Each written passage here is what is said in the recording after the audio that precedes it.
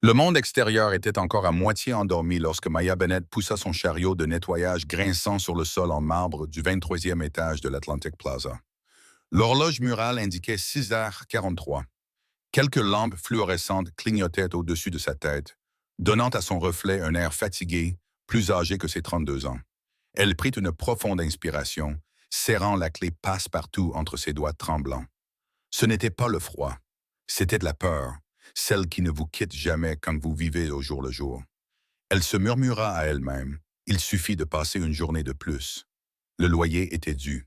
Elle a fêté ses 12 ans dans 2 semaines et Maya n'avait que 300 $, à peine assez pour un gâteau, sans parler d'une fête. Sa Toyota Corolla de 2004 gémissait dans le parking, à deux doigts de rendre l'âme. Chaque matin, elle avait l'impression de marcher sur de la glace fine, en priant pour qu'elle ne se brise pas. Elle s'arrêta devant une porte ornée de lettres dorées. Richard Vaughn, PDG du Vaughn Development Group. L'homme derrière ce nom était un mystère pour elle. Costume élégant, paroles acérées, toujours en mouvement. Les hommes comme lui ne voyaient pas les gens comme elle. Pour eux, elle faisait partie du décor. Invisible, remplaçable, oubliable. Et peut-être était-ce plus sûr ainsi. Ce qui est invisible ne peut être entendu. Elle déverrouilla la porte et se glissa à l'intérieur. Le bureau sentait légèrement l'eau de Cologne coûteuse et l'acajou. Elle se déplaçait mécaniquement, vidant les poubelles, essuyant les bureaux, redressant les chaises, son esprit vagabondant vers la note de l'école de l'art concernant les fournitures en retard. La culpabilité lui pesait lourdement sur la poitrine. Puis quelque chose d'inhabituel attira son attention. Un épais dossier était ouvert sur le bureau du PDG, ses pages éparpillées comme des feuilles mortes. En caractères gras, la première ligne disait « Déclaration de faillite ». Son estomac se noua. Elle jeta un coup d'œil à l'horloge. 6h55. Personne n'arriverait avant 8 heures. Elle ne devrait pas regarder. Cela ne la concernait pas, mais ses yeux ne purent en résister. Elle se pencha pour voir de plus près. Dette consolidée totale, 64 millions d'euros. Elle fronça les sourcils. Les chiffres ne lui semblaient pas corrects. Des années passées à gérer des factures de nettoyage et à compter chaque centime pour survivre lui avaient donné un instinct pour les chiffres. Elle commença à parcourir la liste des créanciers, les lèvres bougeant silencieusement tandis qu'elle ajoutait 12 millions, 8 millions, 15. Elle refit le calcul 2 fois, puis une troisième fois. 47 millions, pas 64. Son pouce s'accéléra. Quelqu'un avait ajouté 17 millions de dollars qui n'existaient pas. Ce n'était pas une erreur de frappe, c'était un piège. Quelqu'un voulait que Richard Vaughn cède son entreprise sous le prétexte d'une fausse dette. La voix de son père résonna dans sa mémoire, enfouie depuis longtemps. Si quelqu'un m'avait dit que les chiffres étaient faux, j'aurais pu me défendre. Il avait tout perdu à cause d'une fraude comptable, des années auparavant. Il était mort, brisé, trahi. Maya eut la gorge serrée. Elle savait qu'elle devait partir, mais une autre voix s'éleva en elle, celle qui disait « Fais quelque chose ». Elle sortit son téléphone fissuré et prit rapidement des photos de chaque page. Puis elle prit un post-it jaune sur le bureau.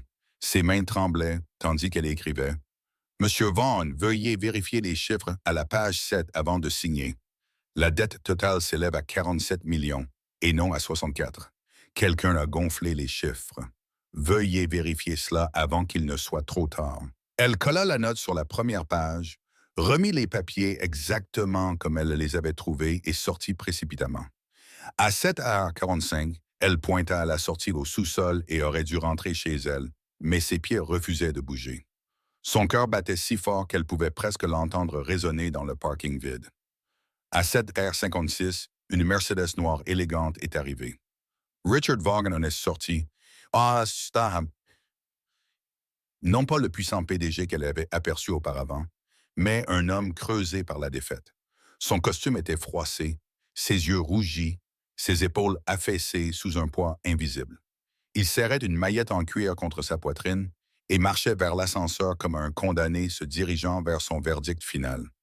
Maya s'est cachée derrière une colonne, partagée entre la peur et la curiosité. Elle se dit « Rentre chez toi ». Mais quelque chose en elle avait besoin de savoir s'il avait vu le mot. Les minutes passèrent, 810, puis son téléphone sonna. Numéro inconnu, Madame Bennett. La voix au bout du fil était tendue. Oui, murmura-t-elle. C'est Richard Vaughan. Êtes-vous toujours dans le bâtiment? Elle eut la bouche sèche. Je. Oui. Ne partez pas, dit-il. C'est urgent. S'il vous plaît, je dois vous parler tout de suite. L'appel prit fin. Des pas résonnèrent dans la rampe du garage, rapides et irréguliers. Lorsqu'il apparut, elle se figea. L'homme qui s'approchait n'était pas en colère. Il était bouleversé. Des larmes brillaient dans ses yeux. Dans une main tremblante, il tenait le post-it. C'était vous? Sa voix se brisa, un murmure rempli d'incrédulité. C'est toi qui as écrit ça? Maya acquiesça lentement, se préparant à l'explosion, à ce qu'il la licencie, l'humilie, appelle la sécurité. Mais au lieu de cela, l'impensable se produisit. Le milliardaire tomba à genoux sur le sol en béton crasseux, dans son costume à 5 000 $ et sanglota. « Tu viens de me sauver la vie, dit-il d'une voix étranglée. Tu as tout sauvé. » Maya resta figée. Elle n'avait jamais vu un homme riche pleurer ainsi. Il s'essuya le visage pour se ressaisir. 17 millions de fausses dettes. Mon associé Austin Monroe les avait falsifiées. Il prévoyait de me pousser à la faillite et de racheter l'entreprise pour un demi-million. Un empire de 60 millions de dollars parti en quelques minutes. Et j'étais sur le point de signer. Elle le regarda, les yeux écarquillés. J'ai vérifié les registres de sécurité. Il poursuivit. Une seule personne est accédée à cet étage avant 8 heures du matin. Vous, une mère célibataire, vous n'aviez aucune raison de m'aider. Pas de nom sur la note, pas de demande d'argent. Pourquoi avez-vous fait ça?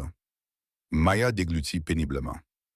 Mon père a tout perdu à cause de chiffres qui ne collaient pas. Personne ne l'avait prévenu. Je ne pouvais pas laisser cela se reproduire. Il la fixa du regard, quelque chose changeant derrière ses yeux épuisés. Du respect, de la gratitude, de l'humanité. « Venez avec moi, dit-il soudainement. Austin sera là dans 10 minutes. Je vais le confronter et je veux que vous soyez là en tant que témoin. Vous avez vu les vrais documents. » Elle hésita. Son instinct lui criait de s'enfuir, mais elle pensa à Ella, aux anniversaires, à la vie qu'elle avait survécue plutôt que vécue. Et elle lui prit la main. Le trajet en ascenseur lui sembla interminable.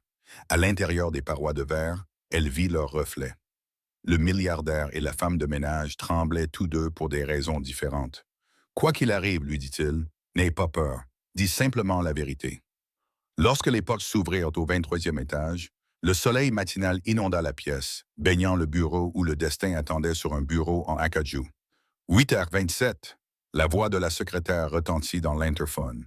« Monsieur Vaughan, Monsieur Monroe est ici. » Rick regarda Maya. C'était le moment. Il redressa les épaules et dit « Faites-le entrer. Si vous étiez Maya, auriez-vous laissé le mot ou seriez-vous parti pour rester invisible? » Austin Monroe entra dans le bureau avec l'assurance tranquille d'un homme qui n'avait jamais été interrogé de sa vie.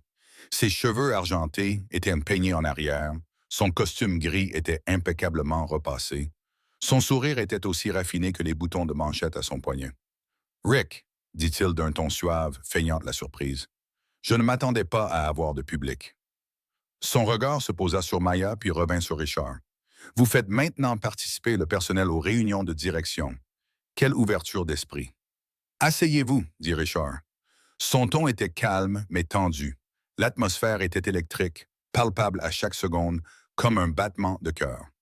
Maya se tenait dans un coin, serrant son téléphone dans sa main, effrayée à l'idée de respirer. Austin prit place sur la chaise en face du bureau, croisant les jambes. « Tu as mauvaise mine, mon ami. La nuit a été longue, je te l'avais dit. Une fois que tu auras signé les papiers, tu seras enfin libre. » La main de Richard s'aplatit sur la table. « Libre ?» dit-il doucement. « Ou dépouillé de tout ce que j'ai construit. » Austin rit. « Rick, voyons, tu te noies depuis des mois. C'est moi qui te lance une bouée de sauvetage. »« C'est drôle, » dit Richard en soulevant le dossier entre eux, « parce que cette bouée de sauvetage comporte 17 millions de dettes imaginaires. » Le sourire narquois d'Austin vacilla pour la première fois. « De quoi parlez-vous? »« À vous de me le dire, » répondit Richard en faisant glisser le post-it vers lui. Le petit carré jaune semblait inoffensif, mais les mots qui y étaient écrits avaient déjà réécrit 2 destins. Austin le fixa, le lisant en silence. Pendant un instant, rien ne bougea. Puis il sourit à nouveau, mais les coins de sa bouche étaient crispés. Quelqu'un joue avec nous, dit-il calmement. Tu laisses la farce d'une concierge faire dérailler une procédure judiciaire. Maya tressaillit. La façon dont il prononça le mot concierge la brûla comme de l'acide. Elle n'est pas concierge, rétorqua Richard. C'est grâce à elle que tu n'es pas déjà menotté. Austin rit à nouveau, mais cette fois sans chaleur. Tu perds pied. Rick, tu ne peux pas croire sa parole plutôt que la mienne. Je suis ton partenaire depuis 15 ans. La voix de Richard s'abaissa. Et au cours de ces 15 années, tu as appris à enterrer la fraude si profondément que personne ne pouvait la trouver, jusqu'à ce qu'elle le fasse. Le pouls de Mia battait dans ses oreilles. Richard lui fit signe. Montre-lui. Ses mains tremblaient lorsqu'elle brancha son téléphone à l'écran de conférence. Les images apparurent une à une. Les documents originaux, les totaux corrects, les ajouts erronés. Richard commenta chaque diapositive comme un procureur construisant son dossier. 47 millions de dettes. C'est le chiffre réel, mais ta version en affiche 64. Tu peux expliquer la différence? Austin serra les mâchoires. Une erreur administrative, dit-il d'un ton neutre. 17 millions. C'est une sacrée erreur de frappe, dit Richard. Surtout quand toutes les erreurs mènent à votre bureau. Le masque d'Austin se fissura pendant une seconde. Vous ne pouvez rien prouver. Oh si, dit Richard en sortant une épaisse enveloppe. Julie Baxter a conservé vos emails, Austin. Ceux que vous avez échangés avec Franklin Rogers de Consolidated Supply Partners. Je suis au courant des faux créanciers, des factures gonflées et des pots de vin qui t'attendaient une fois que tu m'aurais poussé à la faillite. Pour la première fois, Austin perdit confiance. Tu as fouillé dans mes affaires privées. Non, l'interrompit Richard. C'est Julie qui l'a fait. Elle est venue me voir hier soir. Tu te souviens d'elle, n'est-ce pas? La secrétaire à qui tu as crié dessus jusqu'à ce qu'elle démissionne. Il s'avère qu'elle n'a pas supprimé ses sauvegardes. Austin respirait rapidement à présent. Son regard passait rapidement de Richard à Maya. Tu penses que ça s'arrête avec moi? Tu ne peux pas me faire tomber sans traîner toute l'entreprise dans la boue. Richard se leva lentement. Alors nous reconstruirons à partir des cendres. Mais toi, Austin, tu es fini. Il fit un signe de tête vers la porte. Le FBI est en route. Je te suggère d'appeler ton avocat. Le visage d'Austin se tordit entre rage et panique. Il se tourna vers Maya, la voix pleine de venin. Tu penses vraiment qu'il se souviendra de toi dans 6 mois? Tu redeviendras invisible. Tu nettoieras les sols pour des gens qui oublieront ton nom. Le ton de Richard trancha l'air. Sors. Austin hésita, puis attrapa sa maillette et sortit en claquant la porte si fort que le verre trembla. Le silence envahit à nouveau la pièce, lourd et irréel. Pendant un long moment, Richard resta immobile. Il se contenta de rester là et regarder par la fenêtre la ville en contrebas. L'homme qui avait failli tout perdre respirait à nouveau, mais chaque expiration semblait libérer son thorax du poids des années. Il se tourna vers Maya. « J'avais raison sur un point, dit-il doucement. Je ne t'avais jamais vu avant aujourd'hui. Tu travailles ici depuis 3 ans et je ne connaissais même pas ton nom. » Mia baissa les yeux. « C'est comme ça que le monde fonctionne, monsieur. » « Non, dit-il d'un ton sec. C'est comme ça que je fonctionnais, aveugle. Tu as économisé 60 millions parce que tu as vu ce que tout le monde ignorait. Tu l'as remarqué, tu t'en es soucié. Ça vaut plus que tous les diplômes de mon personnel. » Il prit un bloc-notes, griffonna quelque chose, puis lui tendit le papier. « À partir de lundi, vous serez affecté au service d'audit interne. Je prendrai en charge votre formation, vos cours, tout ce dont vous aurez besoin. Je veux que vous recherchiez les choses qui nous échappent à tous. » Maya cligna des yeux, incapable de parler. « Je ne comprends pas. Je suis femme de ménage. »« Plus maintenant, dit-il simplement. Vous êtes ma nouvelle analyste junior. » Elle secoua la tête, les larmes aux yeux. « Je ne peux pas accepter cela. C'est trop. Ce n'est pas une faveur, Maya, dit-il doucement. C'est la justice. » Il sourit alors, un petit sourire sincère, le genre de sourire qui vient après avoir survécu à la tempête. « Rentre chez toi, va voir ta fille, prendre le reste de la semaine, et quand tu reviendras, commence ta nouvelle vie. » Elle resta figée, la réalité s'imposant à elle. Quand elle parla enfin, sa voix se brisa. « Merci. » Il la regarda avec une conviction tranquille. « Non, Maya. Merci de m'avoir rappelé à quoi ressemble l'intégrité. Ce soir-là, alors que Mia rentrait chez elle en voiture dans les rues de Chicago, sa Corolla faisait plus de bruit que jamais. Mais pour une fois, elle s'en moquait. Elle repassait tout dans sa tête. Les chiffres, le post-it, les larmes, la promesse. Quand elle se gara devant son petit appartement, elle resta un moment dans la voiture, observant la lueur provenant de la fenêtre où elle l'attendait. Pour la première fois depuis des années, elle ne se sentait pas invisible. À l'intérieur, elle a couru vers elle les bras ouverts. « Maman, tu rentres tard. Il s'est passé quelque chose? » Maya s'agenouilla et la serra fort dans ses bras. « Quelque chose d'important, ma chérie, » murmura-t-elle. « Quelque chose qui pourrait tout changer. » Elles s'assirent ensemble sur le canapé et Maya raconta à sa fille l'erreur qui avait sauvé une entreprise et l'homme qui lui avait offert une seconde chance. Ella écarquilla les yeux d'émerveillement. « Tu veux dire que tu vas travailler dans un bureau avec un ordinateur? » Maya rit à travers ses larmes. « Oui, ma chérie. Avec un ordinateur. » Elia sourit et enlaça sa mère. « Tu es formidable, maman. » Maya ferma les yeux, la serra contre elle et respira profondément, savourant ce moment de paix qu'elle n'avait pas connu depuis des années. Pour une fois, l'avenir ne lui semblait pas menaçant, il lui semblait plutôt s'ouvrir à elle. Ce soir-là, alors qu'elle éteignait les lumières, son esprit était encore envahi par l'incrédulité et l'espoir. Mais au fond d'elle-même, une autre pensée persistait, un sentiment de malaise qui ne la quittait pas. Et si Austin Monroe n'en avait pas encore fini?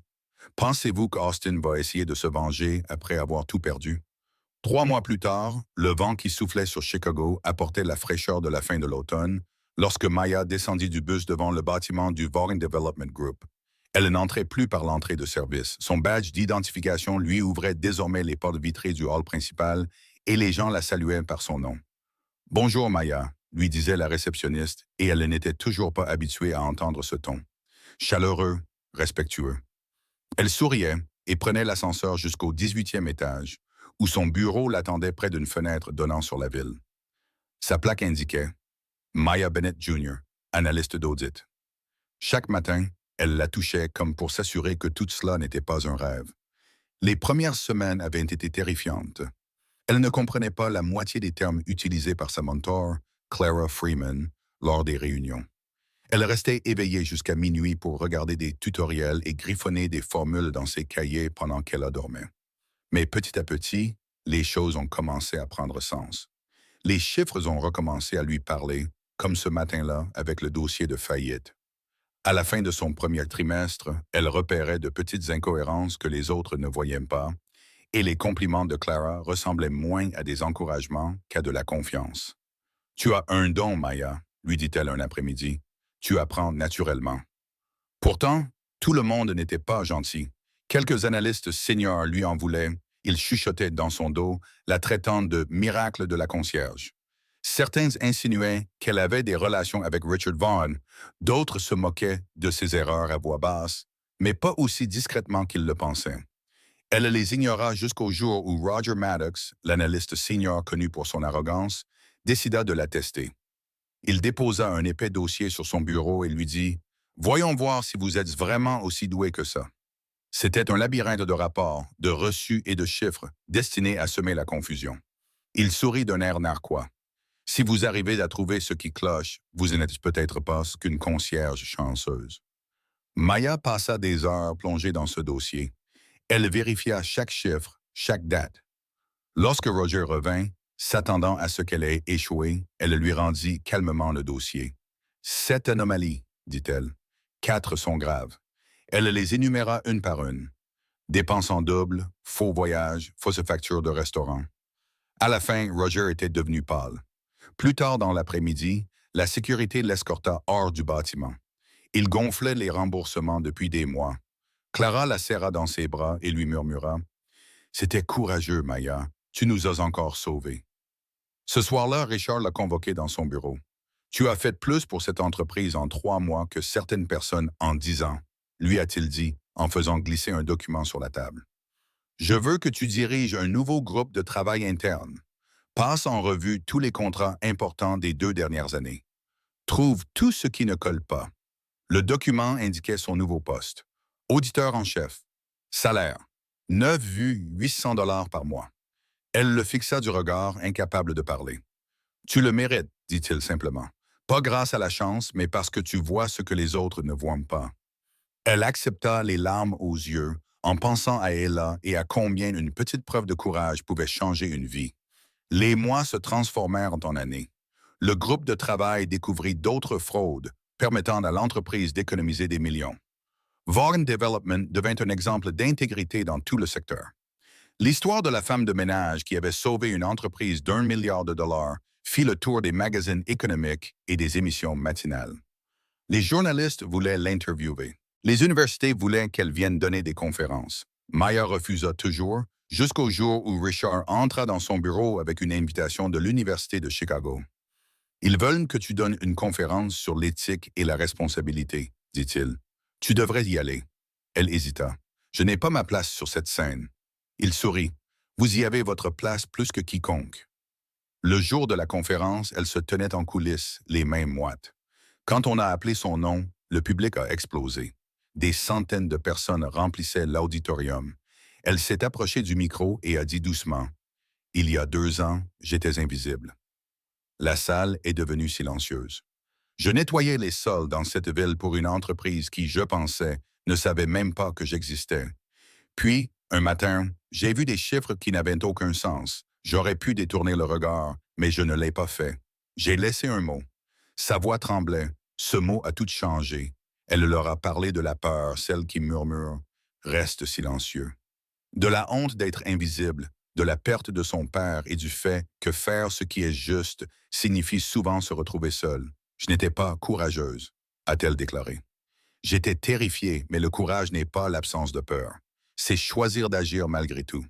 Quand elle a eu fini, les applaudissements ont duré si longtemps qu'elle a dû s'éloigner du micro. Au 2e rang, elle a vu Ella applaudir, les yeux brillants de fierté. Après la conférence, les journalistes se sont pressés autour d'elle. L'un d'eux lui a demandé « Pensez-vous que des gens comme vous peuvent vraiment changer les grandes entreprises ?» Mia a souri doucement. « Je ne sais pas si je change les entreprises, a-t-elle répondu, mais je change un homme et cet homme change l'entreprise. » L'homme debout à côté d'elle acquiesça. Richard annonça la création d'une nouvelle organisation à but non lucratif, la Vaughan Foundation for Integrity, dédiée à la protection des lanceurs d'alerte et au financement de l'éducation des travailleurs défavorisés. Et il déclara, « Notre directrice sera la femme qui a tout déclenché, Maya Bennett. » Elle resta figée, incrédule. « Moi qui mieux, dit-il, que celle qui sait ce que c'est que de ne pas être entendue. » Elle accepta. Sous sa direction, la Fondation s'est rapidement développée. En 2 ans, elle a aidé des dizaines de travailleurs à dénoncer des fraudes en toute sécurité et à reconstruire leur vie par la suite. Les médias l'ont surnommée « la femme invisible qui a redonné la vue au monde ». Mais Mia se moquait des titres. Ce qui comptait, c'était que des gens qui s'étaient autrefois cachés dans le silence se tiennent désormais debout, la tête haute. Elle a rencontré des concierges, des ouvriers d'usine, des serveuses, des gens qui lui rappelaient elle-même. Elle a écouté leurs histoires et leur a dit « Vous comptez, ce que vous voyez est important. » Un soir d'automne, assise avec Ella dans un petit restaurant au bord de la rivière, Maya regardait les lumières se refléter sur l'eau. « Tu penses parfois à ce qu'aurait pu être ta vie ?» demanda Ella. Maya sourit. « Chaque jour, si je n'avais pas regardé ces papiers, si j'étais partie, dit-elle d'une voix douce, nous serions toujours en difficulté. Je continuerai de penser qu'être invisible était plus sûr, mais j'aurais manqué tout ce qui est venu après les gens. Le but, la chance de te montrer que faire ce qui est juste peut tout changer. » Ella s'appuya contre son épaule. « Tu es mon héroïne, maman. » Maya écarta une mèche de cheveux du visage de sa fille et répondit « Non, ma chérie, je suis juste quelqu'un qui a enfin cessé de se cacher. » Dehors, le vent apportait l'odeur de la pluie et d'un nouveau départ. Pour la première fois de sa vie, Maya ne se sentait pas petite. Elle se sentait vue, appréciée et vivante. Le monde était peut-être encore injuste, mais elle avait la preuve qu'un seul acte de honnêteté pouvait avoir des répercussions plus importantes que quiconque ne l'aurait imaginé. Il pouvait reconstruire des entreprises, guérir des familles et même racheter des hommes brisés. Alors qu'elle quittait le restaurant, le téléphone de Maya vibra pour signaler un message de Richard. La Fondation fêtait aujourd'hui son premier anniversaire. 43 affaires résolues, Plus de 12 millions de dollars de fonds récupérés. C'est toi qui as fait ça, sourit-elle en tapant sa réponse. C'est nous qui avons fait ça. Sous les lumières de la ville, elle prit la main d'Ella avec la certitude tranquille que certaines histoires ne finissent jamais. Elles ne cessent de grandir comme la lumière qui se répand dans les couloirs sombres. Ce matin-là, il y a des années, il s'agissait de sauver une entreprise. Mais en réalité, il avait sauvé deux personnes qui avaient oublié ce que signifiait croire en soi. Si cette histoire vous a touché, dites-le moi dans les commentaires. Croyez-vous qu'un petit geste peut tout changer? Si elle vous a ému, commentez le chiffre 100 ci-dessous afin que nous sachions que vous étiez là avec nous et dites-nous depuis quel pays vous nous regardez. Partagez cette histoire afin que davantage de personnes se souviennent que la gentillesse et le courage ont encore de l'importance dans ce monde.